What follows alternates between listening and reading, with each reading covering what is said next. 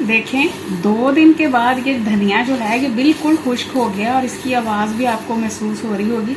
देखें बिल्कुल खुश्क है, इसमें नमी बिल्कुल भी नहीं है। अब मैं इसको शॉपर में डालूंगी।